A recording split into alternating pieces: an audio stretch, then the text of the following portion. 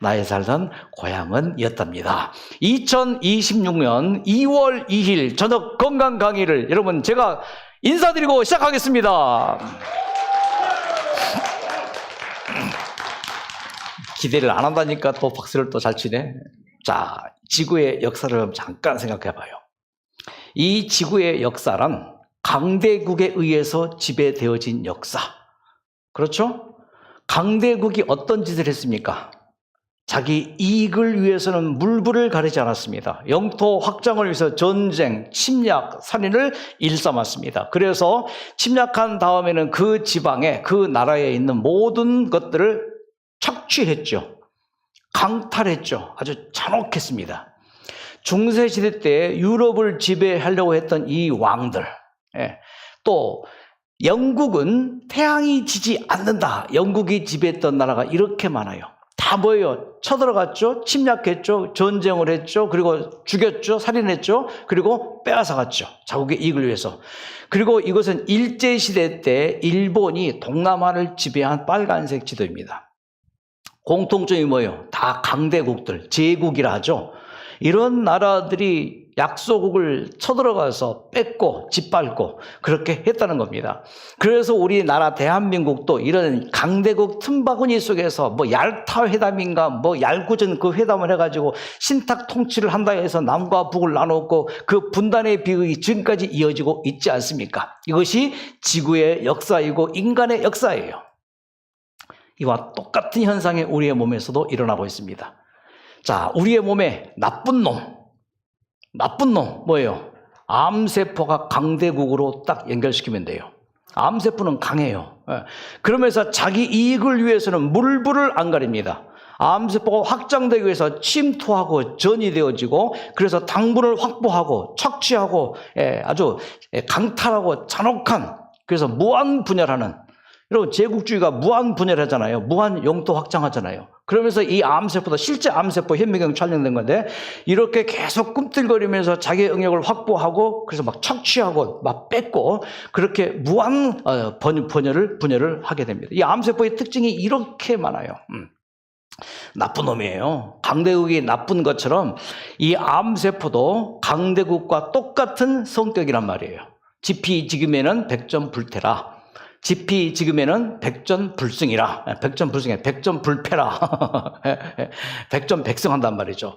그래서 이 암세포와 이 강대국의 공통점을 생각하면서 어떻게 하면 우리가 암투병에서 성공적으로 이겨나갈 수 있을까? 자, 암세포와 강대국의 공통점이 있습니다. 자, 어떤 게 공통점입니까?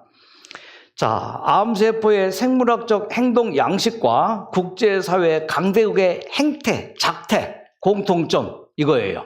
자, 세력 균형의 이론이 있습니다. 정치학에서. 자, 이게 뭔가 하면은 암세포와 강대국 모두 첫째 똑같은 점, 자기 생존과 무한적인 확장이 최우선이에요. 강대국도 암세포도. 그래서 전쟁, 침략, 침륜, 옆에 이제 쳐들어가는 거죠. 착취하고 강탈하고 죽이는 그런 일을 바로 강대국이 했고 암세포도 그렇게 해서 수많은 사람들을 죽이는 역할을 하죠.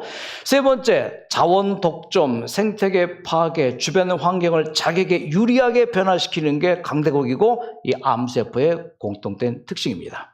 좀 더 자세히 보겠습니다. 암세포와 강대국의 공통점 첫째, 무한증식, 세력 확장.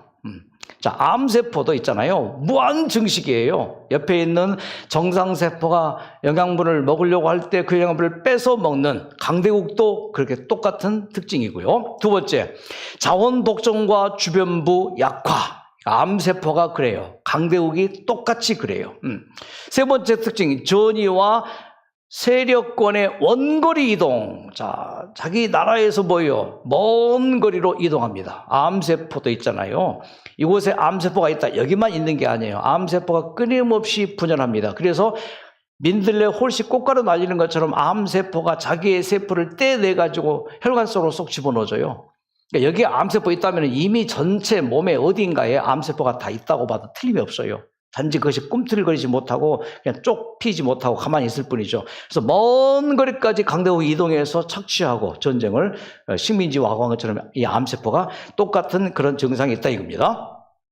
신호체계 결함 및 면역 회피. 자, 암세포가 있잖아요. 우리의 몸에 면역세포가 착각하도록 교란시킵니다. 그래서 면역세포가 암세포를 찾아내지 못하도록 교란작전을 피는 것처럼 강대국도 여러 가지 면에서 조작하고 거짓 어떤 그런 보고하고 그래서 그렇게 피해가는 경향이 있죠. 자, 신생혈관 형성. 강대국이 약소국을 점령했으면 신생혈관을 만듭니다. 철도. 도로 똑같아요. 암세포하고 강대국하고. 그래서 암세포가 자라는 게 신생혈관을 쫙쫙 만들어 와서 뭐요?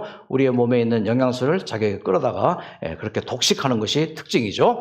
여섯 번째, 주변 생태계 숙주를 파괴합니다. 자, 숙주가 죽으면 자기도 죽는데, 그렇죠? 지배하고 있는 국가가 죽으면은 강대국도 죽어요. 그런데도 뭐요? 계속해서 착취하는 게 바로 이 강대국과 암세포의 특징으로 볼 수 있습니다. 일곱 번째, 면역 시스템 회피. 이걸 회피하고, 그 다음에 이기적인 생존 원리, 강대국과 이 암세포의 공통점이 뭐 이런 것으로 한번 조사를 해봤습니다. 결국은 어떻게 되는가? 결국은 그 마지막 말로가, 자, 히틀러가 결국 어떻게 됐어요? 자살했어요. 자기 부인 죽이고 골방에서.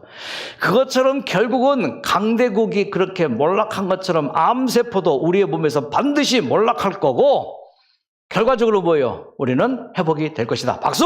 예. 아무리 집값 강대국이 강했어도 항복했잖아요. 일제시대 때. 천황폐하가 뭐 항복했잖아요. 독일도 항복했잖아요. 세계 제국의 모든 침략한 들어간 나라가 다 여러분 패망했어요. 자, 그 중에서 오늘 두 가지를 좀 한번 시대적인 이슈를 좀 보겠습니다. 지구입니다. 자, 지구의 저 북쪽에 하얀 땅을 봅니다. 저 하얀 땅 이름이 뜨거운 감자, 그린란드입니다. 트럼프가 눈독을 들이고 있고, 아예 트럼프 SNS에 이 트럼프가 미국 송조기를 그린란드에 꽂는 장면, 이제 이게 뭐 나오게 됐죠. 자, 트럼프가 눈독 들이는 그린란드. 자, 이 그린란드를 보면서 암세포와 연관을 해보죠. 자, 그린란드라는 땅은 푸른 땅이란 얘기죠. 하지만은 아이슬란드예요. 얼음 땅입니다. 자, 그린란드는 지리학적으로 유럽일까요? 북아메리카요? 일까요? 그린란드. 지금 덴마크가 땅이 있기 때문에 유럽이죠.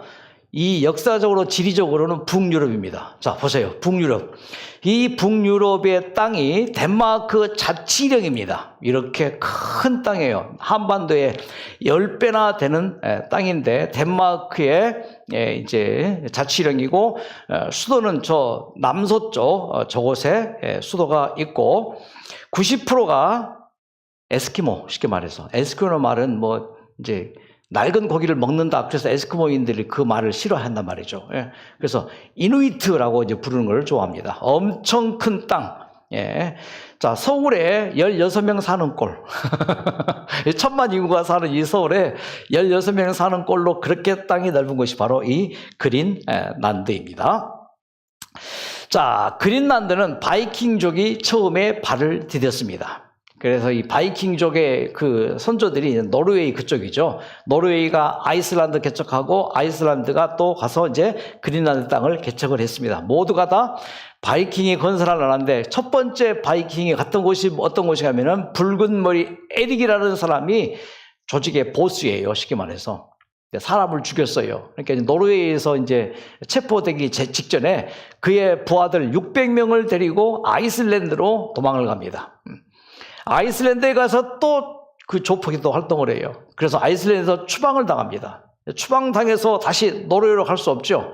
그러니까 어디로 가요?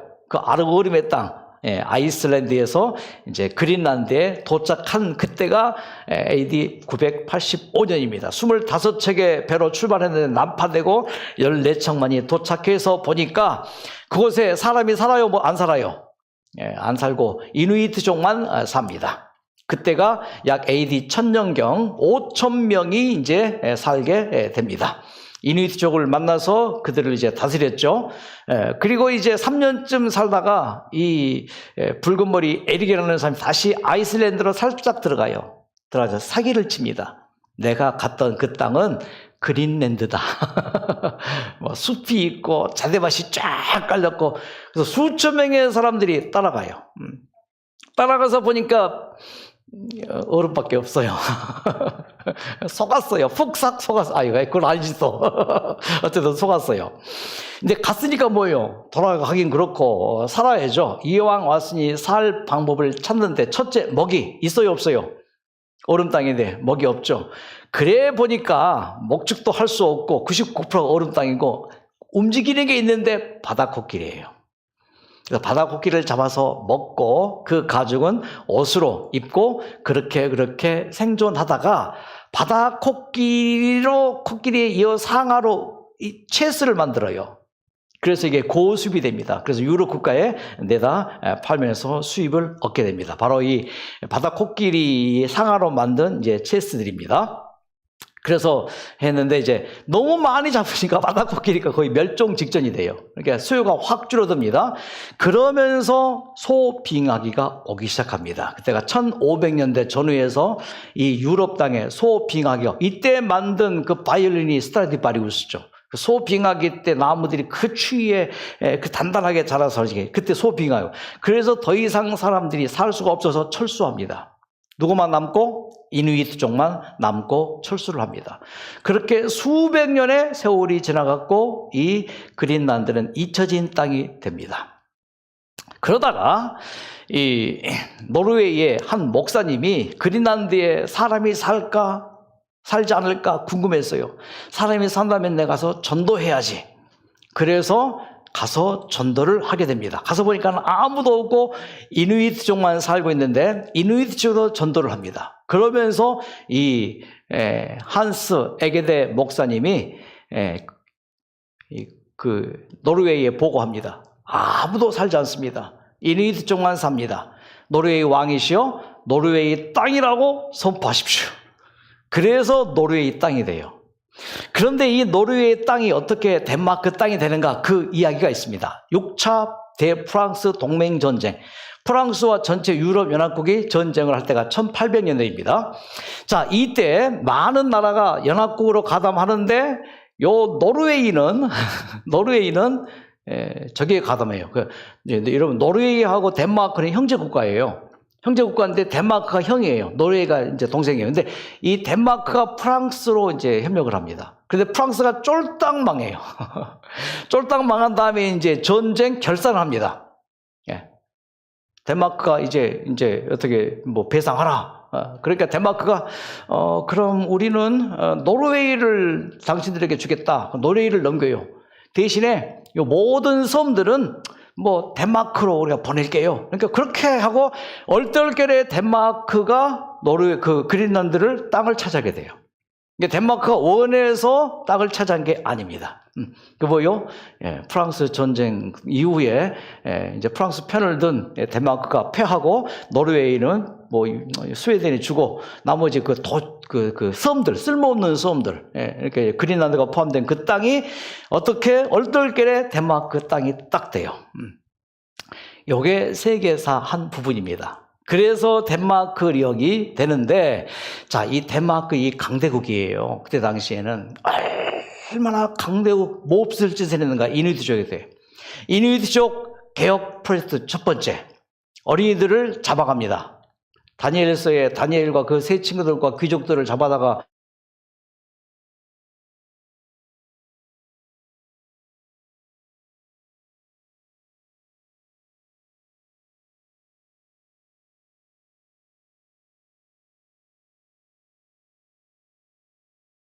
자, 어른이 되어서 그린란드가 살게 하는데 말이 통하나요? 부모 형제와도 말이 안 통하죠. 그래서 이 사람들이 왕따 당하고 우울증에 빠지게 되고 자살과 약물로 많은 청년들이 죽게 됩니다.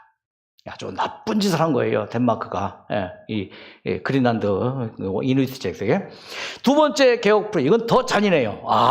제가 이 자료를 준비하면서 멸족 프로젝트, 이누이트족 멸족 프로젝트. 4,500명의 여성들을 덴마크로 데려가서 불임 수술을 해버려요. 12살, 14살 소녀들에게 그냥 막아버리는 거예요. 그냥 자궁을 그냥 없애버리는 거예요. 자, 그러면서 이제 그렇게 이제 못된 짓을 했는데, 지금도 그린란드 이니트족 똑똑한 사람은 덴마크 정부를 해서 국제재판소에다 지금 제소해서 재판 중에 있고요.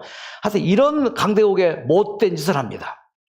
1월 즈음에 미국이 1946년 트루먼 대통령이 살려고 해줬어요. 왜냐하면은 소련과 냉전 시대였잖아요. 바로 소련 위에다가 그린란드 땅, 거기다가 뭐요? 딱 군사기지 설치하면은 소련의 이 목을 이제 쥐어 잡는 거잖아요. 자, 그래서 살려고 했는데 안 팔아요. 덴마크가 안 팔아요. 자, 1억 달러. 지금은 뭐 조금, 그때 당시에는 엄청 큰 이제 돈이었죠. 안 팔아요. 대신 덴마크가 딱 거절하고, 그러면은 거절한 대신에 군사기지 만들게 해줄게. 그래서 미국이 1950년대에 와서 그린란드에다가 군사기지를 캠프 컨트리를 건설합니다. 이 미국의 캠프 컨트리를 건설하면서 다 얼음 땅이니까 얼음을 파고 군사 핵기지를 설치해요. 미국이. 그래서 이 얼음을 파고 군사 핵기지를 설치하는데, 여러분, 이게 얼마나 큰 지금에 와서 문제가 되는가 하면은 4,000km 지하철도를 만들어요. 지하가 아니라 얼음 속 철도. 여러분, 4,000km는 어디예요? 서울에 부산이 400km니까 그의 10배. 그러니까 그린란드 대부분의 이 해변가 쪽으로 철도를 만들어요. 왜 철도를 만드는가? 이 철도 안에다가 1959년이네요. 핵탄두 600개를 실은 열차를 계속 돌리는 거예요. 소련이 인공위성으로 감시를 하는데 감지가 안 돼요. 그러면은 어디서 이거 쏠 줄 모르는 거예요. 그러면 소련이 꼼짝 못 하는 거예요. 이제 그런 프로젝트. 그런데 그때 당시에는 괜찮았는데 1960년, 70년 지나가면서 녹기 시작하네요, 빙하가. 그러니까 어떻게 돼요? 철도가 뒤틀려요. 더 이상을 쓸 수 있어요, 없어요? 폐쇄시키고 핵탄두를 다 철거시킵니다. 이게 1960년대, 70년대 사실이에요. 지구온난화 어림이 없으니까. 자, 2080년에 가면은 그 철도 건설된 게 다 드러납니다. 빙하가 녹아서. 그래서 미국의 이 치부잖아요. 미국의 이 수치잖아요. 또 전 세계에 대한 이건 진짜 비난거리잖아요. 그래서 트럼프가 그렇게 그린란드를 자기 땅으로 만들려고 하는 이유가 또 있고, 또 하나의 이유는 이겁니다. 자, 이건 브로큰 에로의 현상. 이게 아주 큰, 이건 이제 그 핵을 통제할 수 없는 그런 지경이 이제 1968년 그린란드 상공에서 일어나요. 자, 이 수소폭탄을 4개를 싣고 가다가 그린란드 상공에서 B-52 폭격기가 어떻게 하다가 떨어뜨려 버렸어요. 수소폭탄 4개를.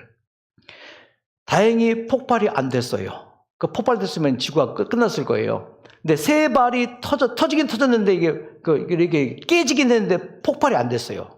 왜 그런지 모르겠어요. 그래서 3발은 수습을 합니다. 그런데 한 발은 아직도 못 찾아요. 여기 지금 그린란드 그 넓은 땅 어느 한 곳에 수소폭탄이 숨겨져 있고, 그 수소폭탄, 여러분, 원자력에서 나오는 그 원자 방사능 물질이죠. 그거보다 더 해로운 게 수소폭탄이에요. 이게 지금 그린란드 땅에 딱 묻혀 있단 말이에요. 예. 자, 이제 이게 핵 중독, 이게 그린란드 땅에 녹으면 이게 쫙 녹아서 돼요. 전 세계 바다로 스며들면은 이거 진짜 큰 재앙이 될 수밖에 없다는 거예요. 자, 그러면서 강대국 미국이 마치 암세포처럼 FAFO, 이게 뭔지 아세요? 이거 약자입니다. 뻥크 하면 여기죠. Around and find out 하면서 뭐예요? 까불면 죽어. 이거예요. 그러니까 지금 이제 미국, 이 강대국의 이 속어인데 진짜 까불면 죽어? 까불지 말란 말이에요. 그러면서 뭐예요? 지금 트럼프가 와, 지금 난리잖아요. 예, 세계적으로. 그러면서 뭐예요? 암세포가 마치 착취하는 것처럼, 제가 이렇게 그림을 좀 그리시고 봅니다. 이 강대국 트럼프가 뭐예요? 이렇게 지금 야욕을 부리고 있단 말이에요. 지금 이 시대는 이제 무서운 시대예요. 자, 정세가 이렇게 돌아가고 있습니다. 학자들이 얘기를 합니다. 2026년 결국은 트럼프가 그린란드를 집어삼킬 것이다. 마치 베네수엘라 있잖아요. 특공대 파견해가지고 대통령 체포해 간 것처럼 아마 어떤 방법으로든지 그린란드가 미국의 손에 들어갈 수밖에 없을 것이다 라고 예측을 하고 있습니다. 여러분, 약소국가는 어떻게 해야 되나요? 당해야만 되나요? 참, 우리 약한 정상세포는 어찌 해야 되나요? 이 강대국 속에서 이 강한 암세포에게 당하고만 있어야 되나요? 아니에요. 방법이 있습니다. 자, 이게 어느 나라 국기인가요? 루안다 국기입니다. 루안다는 아프리카 거의 중심부에 있는 나라입니다. 아주 조그마한 나라예요. 여러분, 루안다 들어봤죠? 아프리카의 작은 나라인데 아프리카의 중심으로 표시를 하고 있습니다. 1919년 세계 1차 대전의 독일의 패망으로 이 루안다가 독일의 식민지에, 자세히 모르겠네요. 하여튼 벨기에로 넘어가요. 벨기에로. 그런데 이 벨기에 나쁜 사람들이 진짜 나쁜 놈들이에요. 덴마크, 벨기에, 영국 다 강대국, 뭐 독일 마찬가지, 일본 마찬가지고 진짜 나쁜 짓을 많이 했어요. 그러면서 요 벨기에 지도자들이 요 루안다 국민들을 다 놓고 이렇게 하는 거예요. 이리저리 하는 거예요. 잘생긴 사람들, 약간 까만데도 그 가운데 약간 피부가 하얀 사람, 하얀 거 아니죠. 약간 밝은 사람들 투치족. 80%는 후투족. 좀 별볼 10개 생긴 사람들은 후투족, 투치족. 요 둘 나눠요. 그래서 요 투치족이 20%, 요 후투족이 80%. 그래서 후투족에게, 후치족에게 지배권을 줘요. 다스려라. 이제 관리하기가 쉽죠. 후투족을 통치하라. 투치족에게 그 통치권을 줘요. 그러면서 이 투치족이 후투족에 갑질을 내요. 온갖 착취와 그걸 같은 동족인데 이런 못된 짓을 해요. 그러다가 1962년 벨기에로부터 루안다가 독립합니다. 독립하면서 전세가 역전되어져요. 투치족이 20%인데 그동안 학대했던 그 학대가 후투족이 그동안 우리를 힘들게 했지 하고 후투족이 그러면 이제 앞으로 우리가 숫자가 많으니까 우리가 지배할게 하면서 정권을 후투족이 얻고 후투족 대통령이 탄 비행기가 투치족의 공격으로 공중 폭발해서 암살당합니다. 암살이 아니죠. 그냥 사살당합니다. 그래서 이제 후투족 출신의 이제 그 대통령이 사살을 당하자 이제 일어난 거예요. 그러면서 후투족의 이제 어떠한 이제 그 지도자가 이런 짓을 한 거예요. 대학살 사건. 자, 투치족이 우리 대통령을 죽였다. 투치족은 한 명도 남기지 말고 다 죽여라. 그러면서 요 칼을 줍니다. 여기 정글에서 이렇게 막 나무를 자르고 가는 이 칼을 몇 개, 50만 개를 배포해요. 여러분, 요 칼 한 개로 한 명씩만 죽여도 50만 명, 2명 죽이면 100만 명, 4명 죽이면 200만 명. 그러면서 100일 동안에 100만 명을 죽여요. 누가요? 투치족이 후투족을. 어쨌든. 그러면서 어느 날 담임 선생님이 아이를 죽여요. 목사님이 아이를 죽여요. 아버지가 어머니를 죽여요. 그게 르완다 대학살 사건이에요. 여러분, 누가 저지른 짓이에요, 사실상? 벨기에가 저지른 짓이란 말이에요. 그러면서 르완다 대학살 사건이 일어나면서 세상에 10일 동안에, 100일 동안에 100만 명이 그렇게 학살을 당해요. 자, 다 끝났습니다. 이렇게 서로가 동족끼리 치고 맞고 그 험난한 삶을 살았으니 이거 어떻게 해야 돼요? 해결할 기미가 있을까요? 이때 한 지도자가 등장합니다. 잠시 후에 보여드릴게요. 가차차 재판제도를 도입해요. 그럼 묻고 넘어갈 수 없어요. 죽인 사람은 벌 받아야 돼요. 죽임을 당한 사람은 그 원통을 풀어야 돼요. 그래서 가차차 제도. 여러분, 그 많은 100만 명을 죽였으니 그 연관된 사람이 얼마나 많겠어요. 그래서 재판을 하는데 재판관이 재판하는 게 아니고 마을 사람들끼리 모여서 서로가 서로를 재판하는 거예요. 자, 그래서 그들이 한 자리에 모여서 가차차, 그 말은 푸른 풀밭에서 서로 뭐 얘기 나눈다, 이제 그런 뜻이에요. 그러면서 어떤 사람이 우리 아버지가 죽었어요. 저 사람이 죽였어요. 그러면 그 죽인 사람을 딱 세워놔요. 사실대로 말하라. 내가 봤어요. 저 사람이 칼로 우리 아버지를 죽인 것을 당신은 왜 죽였습니까? 하면서 내가 그때 그럴 수밖에 없었습니다. 정말 잘못했습니다. 참회를 하게 해요. 그래서 죽였으므로 당신은 1년은 최소한 교도소에 살아야 된다. 동의하십니까? 다 동의해. 그래서 용서를 받아요.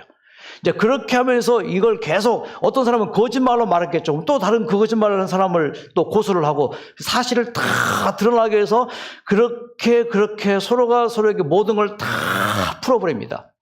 이것을 지도한 사람이 요 후투족의 폴 가카메라고 하는 사람이에요. 대통령 되기 전에 이것을 제안을 했고 그가 대통령 된 다음에는 더 적극적으로 이것을 했고 그걸 다 풀어요. 1994년에 그 루안다 대학살을 종식을 시키는 영웅적인 지도자입니다. 그래서 2000년대부터 현재까지 거의 30년 가까이 요 루안다의 대통령인데 다른 사람들은 다른 나라는 다 독재자라는데 루안다 국민들은 독재자를 절대 표현 안 하잖아요. 왜? 그만큼 인물이 되니까 국민들이 투표를 해서 선거를 해서 나라의 법을 바꿔서 연임하도록 그렇게 합니다.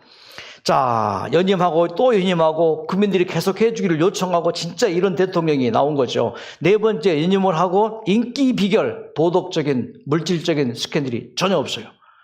비자금도 전혀 없습니다. 일밖에 모르는 국민밖에 모르는 바보 대통령 하면서 요 굉장히 유명한 이제 이 프로그램인데 여기 이제 그대로 발음하면은 케라케 아바투라게 라는 국민과 더 가까이 생방송 TV 프로그램이에요.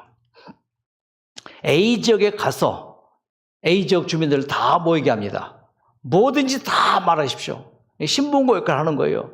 대통령, 저는 이런 일을 당했는데 정말 억울합니다. 좀 해결해 주십시오. 그러면은 그것과 관련 있는 관공서장을 딱 불러요. 어떻게 된 겁니까? 즉시 해결해 주십시오. 그런 식으로 각 지역, 그래서 우리나라에 가장 인기 있는 TV 프로그램보다 더 인기 있는 프로그램이 이 케라와케 이 프로그램이에요. 시청률도 높고 전 국민들이 다 그러면서 이제 허가도 빨리 나오고 모든 일이 일사천리로 쩍쩍쩍 이루어집니다. 그러면서 이 루안다 이 대통령이 이제 경제 성장을 이제 시켜야 되잖아요. 잘 먹고 잘 살아야 되잖아요. 급성장 시키는데 새마을 운동을 도입하고 그러면서 커피를 고급화하면서 잘 팔게 하고 그리고 농민들의 어떤 그런 경제 수입을 높여주면서 그러면서 대기업을 유치하고 그렇게 하면서 또 대선에 성공하고 또 대선에 성공하면서 루안다 경제가 눈부시게 발달되는데 현재 아프리카에서 루안다 경제 성장이 가장 잘 사는 나라로 발돋움하게 됐다는 것이에요. 여기서 한 가지 짚고 넘어갑시다. 네, 말씀을 마치면서 비록 이 루안다라는 나라가 진짜 여러분 대학살로 상처가 곱고 골맞지만은 뭐 했어요? 다 풀어냈어요. 가차차라는 제도를 통해서 다 서로 잘못을 고백하고 또 잘못을 끌어내고 그리고 뭐예요? 벌 받은 건 벌 받게 하고 그렇게 해서 이걸 해결한 다음에 그 모든 강대국들의 그 나쁜 짓들을 이 루안다라는 이 약소 국가가 해결해 나가면서 자기와의 화해, 국민과의 화해, 서로가 서로 이해와 용서를 하면서 그 강대국의 못된 짓들을 이 루안다라는 이 조그마한 나라가 해결하면서 아프리카에서 가장 잘 사는 나라로 그렇게 탈바꿈했다 이겁니다. 우리의 몸에 강대국, 나쁜 것들이 생겼습니다. 암세포. 이걸 해결할까? 어떻게 해결할까요? 해결할 수 있는 방법이 있을까요? 있습니다. 자, 다음 이 이야기를 통해서 한번 여러분 답을 얻어보시기 바랍니다. 30년 동안, 그러니까 30살부터 60세까지 30년 동안 진짜 밤낮 가리지 않고 얼마나 열심히 회사 일에 몰두했는가 하면은 부인이 우울증 걸려서 집을 나가버렸어요. 이혼을 당했습니다. 그 정도로 회사를 위해서 모든 걸 다 했습니다. 30년 동안 회사를 하다 보니까 얼마나 회사가 잘 발전했는지 직원이 500명으로 늘어나게 되고 매출이 쭉쭉 성장이 되었습니다. 참 행복했어요. 그래도 좋았습니다. 그런데 한 3개월 정도 해외 출장을 여행 삼아서 갔다 왔는데 갔다 와보니까 회사가 부도나 버렸어요. 부도 난 이유가 자기의 친구가 부회장이었는데 그 부회장인 친구가 다 말아먹고 도망가 버렸어요. 돌아와서 보니까는 회사는 부도났죠. 친구는 그렇게 도망갔죠. 믿었던 30년 지기 친구가 나를 그렇게 배신한 그 자체도 정말 마음이 아팠죠. 이건 어떻게 해결할 수가 없어요. 3개월 동안 회사를 살리기 위해서 고군분투했지만은 살릴 길이 없어요. 결국은 회사는 완전히 끝장이 났고 빚더미에 앉게 되었고 희망이 없어요. 자, 사업도 부도가 났지만은 그 몸에도 부도가 났습니다. 심장병, 협심증과 심근경색이 왔고요. 저혈압, 악성빈혈, 우측 팔다리 마비, 탈모증, 결국은 폐암까지 진단을 받게 됩니다. 강대국의 침입을 받은 거예요. 해결할 길이 없습니다. 이런 상황에서 그가 할 수 있는 것은 딱 한 가지, 죽는 것밖에 없다. 희망이 없어요. 막막하죠. 살아내는 것 자체가 저주로 여겨져. 그리고 이제 진짜 결심을 했습니다. 살 희망이 없다. 죽기를 결심하고 죽음을 딱 시도하려고 하는데 죽기 전에 반드시 스스로가 자기의 생명을 끊기 전에 사람의 본능이 누군가에게는 자기의 죽음을 알리고 죽어요. 그냥 안 죽습니다. 그 대표적인 것으로 뭐예요? 물에 빠져 죽은 사람은 그냥 빠져 죽어요. 신발을 벗어놓고 죽어요. 나 죽었다는 표시를 하고 죽어요. 반드시. 딱 죽으려고 하니까는 한 사람이 딱 생각나요. 미국에 유학 가 있는 아들. 그래, 아들 목소리 한번 듣고 죽자. 아들에게 전화하니까 아들이 반갑게 받아요. 아들아, 이런저런 인사말을 했겠죠? 아들아, 이 아빠에게 무슨 일이 생기든 너는 개의치 말고 너 하던 일 열심히 하고 잘 살거라. 잘 있거라. 그리고 딱 끊었어요. 죽음을 딱 시도하는데 전화가 딱 와요. 미국에 있는 아들에게서 온 거예요. 아들이 이상함을 느꼈겠죠?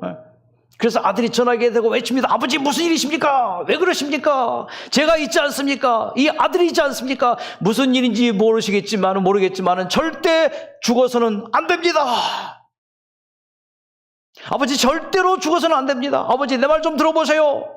아들이 이제 울면서 호소하는 거예요. 제가 결혼하면 아버지가 앉을 그 자리에 누가 앉습니까? 제가 지금 여자친구를 사귀고 있는데 그 여자친구가 곧 결혼합니다. 예쁜 손자 나오면 품에 안아보고 싶지 않으세요? 아버지 제발 절대로 죽지는 마세요. 어찌 되든지 살아만 계세요. 하면서 아들이 전화기에 눈물로 호소를 하는 거예요. 여러분, 이런 아들의 호소를 듣고 죽을 수 있어요? 그래, 살자. 어쨌든 살자. 자살하려고 했다가 거꾸로 바꾸니까 살자. 살자. 살죠. 눈물이 났습니다. 해초리로 종아리 걷어 때렸던 그 아들이 말로 아버지의 마음을 후려치네요. 격세지감을 느낀 거죠. 내 아들이 많이 컸구나. 그래, 죽지는 말자. 어떡하든 살자. 눈물을 닦고 딱 일어나서 창문을 딱 열고 바라보니까 이 시내 건물들이 보이고 저 앞에 교회가 하나 보여요. 그래서 그 길로 교회로 갔어요. 무조건 가서 교회에 도둑였어요. 목사님이 나왔습니다. 목사님 나 좀 살려주세요. 사정을 다 얘기했어요. 그래서 그 목사님이 보내왔어요. 왔어요. 왔는데 아무것도 없잖아요. 교회에서 이제 도로가에서 이제 도와줘서 와서 이제 뉴스타트 강의를 듣고 프로그램에 참석을 합니다. 그래서 하루 이틀 폐암 말기예요. 지금 온몸이 종합병원이에요. 밥도 제대로 먹을 수 없고 그런 상황에서 일주일 겨우 지나고 난 다음에 와서 말씀을 듣습니다. 강의를 듣습니다. 건강 강의와 복음 강의를 들어요. 그러면서 고개를 다 끄덕이면서 그렇구나. 국제 정세하고 강대국과 암세포가 그런 공통점이 있구나. 나쁜 것들이구나. 그 강대국이 이 약소국가를 쳐들어와서 착취하고 막 건강 뺏어가고 행복도 뺏어가고 막 희망도 뺏어가고 일제시대 때 우리가 당했던 것처럼 그 강대국인데 이제 이런 생각을 한 것이죠. 뉴스타트라는 그런 것이구나. 그러면서 복음 말씀을 들으면서 하나님이라는 분이 정말 살아계시는데 그분이 나를 사랑하시는구나. 그러면서 강의를 또 들어보니까 정말 하나님이 자기를 사랑해요. 그 하나님이 나를 항상 사랑하셨구나. 끝까지 그렇게 나를 사랑하셨구나. 난 그것도 모르고 지난 3년 동안 오직 회사를 위해서만 살았구나. 얻은 것도 많았지만 잃어버린 것을 이렇게 그러면서 그분의 생각이 쫙 바뀌어요. 여러분, 생각 바꾸기가 쉽지가 않지만은 이거 정말 해야 됩니다. 생각이 바뀌니까 마음이 바뀌네요. 무슨 생각을 했어요, 지금? 죽을 생각했어요. 희망이 없는 생각했어요. 나는 안 되는구나. 다 잃어버렸구나. 어둡구나. 희망이 없는 그 생각에서 마음이 바뀌죠. 생각이 바뀌지니까 아, 그렇구나. 그러면서 생각이 바뀌니까 마음이 바뀌어지고 마음이 바뀌니까 몸이 바뀌어져요. 이게 에덴 요양병원에서 추구하는 뉴스타트 치료 원리입니다. 이 치료 원리가 여러분 각자 개인에게 꼭 적용이 되어서 병원에서 어떤 진단을 받든 어떤 상황으로 얘기 들었든 어떤 기다려 듣지 마셔요. 그건 그렇고 인정해요. 하지만 나는 이런 생각, 이런 마음 하면은 뭐예요? 내 몸이 그 생각대로 되고 마음대로 되는 게 뉴스타트 치료 원리예요. 자, 그러면서 이제 루안다의 가짜차 한 것처럼요. 스스로 자기와의 대화를 합니다. 자기와의 관계에서 풀어야 됩니다. 기도에 대한 설명을 듣고 난 다음에 난생 처음으로 기도를 했습니다. 천천히 기도합니다. 60년 동안 살아오며 지은 죄들 4살 때부터 기억나는 대로 열거하고 자복하니 내가 아는 죄가 200가지가 넘었다. 세상 법으로 따져도 시효가 적용되지 않는다면 처형을 받아야 마땅할진데 하나님의 법이 아무리 자비로우시고 사랑이 넘친다 해도 용서받을 수 있을 것 같지가 않았다. 그래도 나는 기도했다. 흐느끼다 통곡하다 가짜차 한 거예요. 그 루안다 대학살 이후에 그 푸른 잔디밭에서 자기의 모든 걸 다 얘기해. 내가 사람을 죽였습니다. 내가 정말 잘못했습니다. 내가 그때는 그럴 수밖에 없었습니다. 그러고 당신은 뭐 이렇게 한 거죠. 참으로 슬퍼서 진짜로 한없이 엉엉 울기를 30번을 그렇게 통곡하고 옵니다. 자식 되어 부모께 불효한 죄, 남편 되어 아내를 못 지킨 것, 아버지 되어 못다한 죄, 형제 자매 일가 친척들의 못한 도리 등등 필수로 드러낼 수 있는 수많은 죄들을 저보겠다. 하나님이 주신 이 육신을 내 전유물로 착각하고 학대하고 천대하고 쾌락의 도구로 함부로 삼아 굴렸습니다. 결국 그 결과 질병의 사슬을 묶여 여기까지 오게 되었습니다. 여러분 가짜차 하셔야 됩니다. 내 스스로와 내가 화해해야 돼요. 내 스스로에게 용서를 빌고 용서를 받아야 돼요. 이 심리적인 뭔가 품이 없이는, 이 심리적인 해결이 없이는 아무리 육적으로 치료 잘 받고 약 잘 먹고 병원 가서 계속 항암 치료하고 쉽지가 않아요. 근데 그렇게 하면서 병원 치료 받고 하면서 내 마음의 심리적으로 뭐요? 내 자신과의 화해 내지는 용서 이게 이루어지면은요 그 치료는 놀랍도록 급속되어져요. 하나님께 탄원했다. 저의 죄 이토록 많은 하나님께 용서해 주셔서 생명을 좀 더 연장시켜 주시면 세상 것 다 버리고 하나님의 뜻대로 순종하고 변화되어 거듭난 모습으로 살겠습니다. 예수님의 십자가의 피로 나의 모든 것 다 씻어주시고 영원한 생명을 주신 그 사랑에 감사하며 살겠습니다. 이제 희망이 보이는 것이죠. 나는 있는 대로 표현할 수 있는 방법 다 동원하여 진심으로 살려줄 것을 하나님께 탄원했습니다. 육체를 주신 대로 깨끗하게 회복시킨 이후에 죽게 해달라고 담대한 마음으로 직설적으로 기도했습니다. 얼마나 지났을까? 1시간 지나고 1시간 반 정도 지났다고 그러면 얘기합니다. 얼마나 지났을까? 한순간 내 가슴이 불덩이를 대듯이 확 뜨거워짐을 느꼈다. 늦가을 저녁 소슬바람이 단풍진 억새 풀잎을 흔들고 낙엽을 굴린다. 바스락 스르륵 하는 소리에 눈물로 흐트러진 안경을 벗고 살며시 눈을 떴다. 분명 하나님이 내 곁에 계심을 느꼈다. 이때 하나님 만난 거예요. 하나님이 자기 옆에 계신 걸 느끼게 됐다는 것입니다. 가슴속이 뻥 뚫리고 후련했다. 무슨 암이었어요? 폐암. 그런데 뭐요? 숨쉬기가 답답했는데 뭐요? 가슴속이 뻥 뚫리고 후련한 느낌. 이때 완치가 된 거예요. 기분이 매우 상쾌했으며 뭔가 마음이 한결 가벼워졌다. 나무 사이로 보이는 하늘에 대고 큰 소리로 외쳤다. 하나님 감사합니다. 이때가 1997년입니다. 30년 전입니다. 6개월 정도 입원해서 건강을 완전히 회복한 다음에 집으로 갔습니다. 몸과 마음이 새로워져서 갔습니다. 그 이후로 소식을 몰랐습니다. 거의 30년 거의 다 지나서 2, 3년 전 제가 삼성교회로 건강 세미나를 갔습니다. 2022년이네요. 11월 17일 목요일에 저는 몰라봤어요. 근데 이분이 내가 바로 그 사람이라고 얘기를 하는 거예요. 얼마나 건강해 보이는지. 폐암 말기에다가 온몸이 종합병원에 있던 사람이 그 순간 하나님 만나고 뭐예요? 이렇게 회복이 되신 거예요. 얼마나 감사하고 행복한지. 바로 그때 당시에 저분 모습이었습니다. 근데 지금의 모습이 바로 이렇게 건강을 회복하게 되었습니다. 그 아들의 호소, 아버지 무슨 일이십니까? 왜 그러십니까? 제가 있지 않습니까? 이 아들이 있지 않습니까? 무슨 일인지 모르겠지만 아버지 절대로 죽어서 안 됩니다. 아버지 내 말 좀 들어보세요. 제가 결혼하면 아버지 앉아야 할 자리 누가 앉습니까? 예쁜 손자 나오면 품에 안아보고 싶지 않으세요? 아버지 절대로 죽어서는 안 됩니다. 어찌 되든 살아만겠어요. 절대 죽지 않기를 바랍니다. 살아야 됩니다. 자, 그러려면 뭐예요? 생각. 무엇을 선택하는가? 내가 무엇을 생각했는가로 내가 결정되어집니다. 그 이후에 어떤 경험을 얘기하는가? 이분이 건강을 회복한 다음에 다시 사업을 시작했대요. 사업이 성공했대요.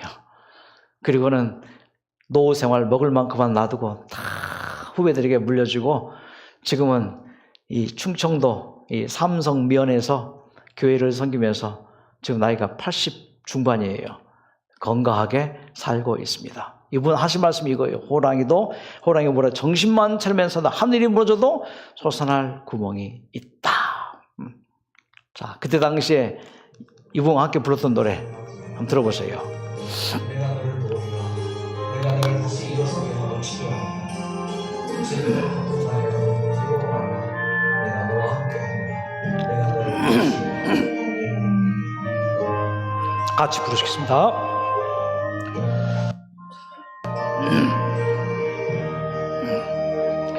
세상 일에 실패했어도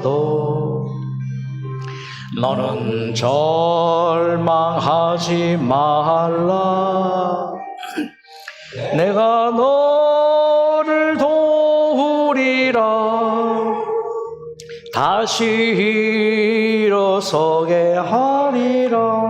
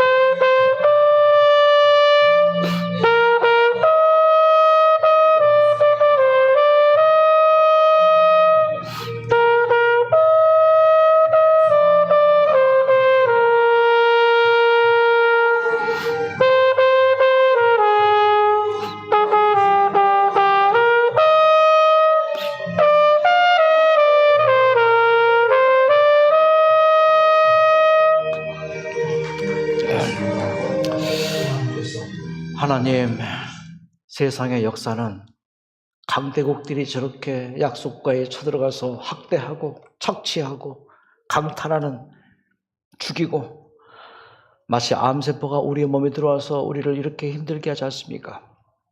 오늘 강대국과 암세포를 비교해 봤습니다. 하지만 그럴지라도 우리의 마음에 화해가 이루어지게 하시고 내가 내 자신을 학대하는 것에 용서를 빌게 하시고 내가 진심으로 내 자신을 사랑하는 식사, 내 자신을 정말 사랑하는 마음, 사랑하는 생각으로 남은 생애를 이루어 나가서 병든 몸이 완쾌되고 우리 모두가 다 희망으로 나갈 수 있도록 저희들을 치료해 주시옵소서. 잠잘 때 치료의 능력이 함께해 주시기를 예수님의 이름으로 기도드립니다. 여러분 빨리 완쾌하십시오. 박수 맞으겠습니다. 감사합니다.